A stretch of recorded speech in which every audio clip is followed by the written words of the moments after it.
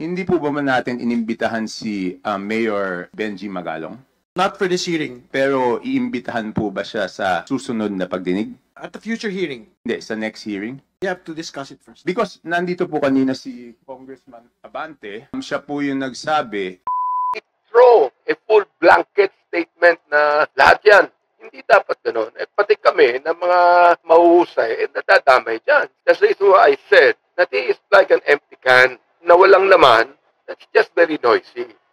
so ang tanong ko po, bakit pa po hindi imbitahan kaagad ng committee para malaman na po natin kung sino yung tinutukoy niya, Mr. Chair? I think we have a commitment that we will invite him. But the commitment is not on the next hearing. Kasi sa sinasabi niya, ang pinakamalaking nakukuha ay yung Committee on Appropriation. So hindi pa ba mas mabuting i-address na po natin? Kasi nandiyan po, si Congressman Abante, nadinig ko po yung interview nyo, sabi nyo po, dapat pangalanan po ni Mayor Magalong. So ayaw nyo bang mag-present ng motion na imbitahan na siya kaagad para pangalanan na rin po niya? At sinabi naman po niya na willing naman po siyang imbitahan. Should I make the motion now? Better, Mr. Chair, to show na talagang seryoso tayong imbitahan siya. Palagay ko, there's no problem in making a motion. But why don't we just finish the hearing right now? We still have a lot of contractors that are waiting to be investigated.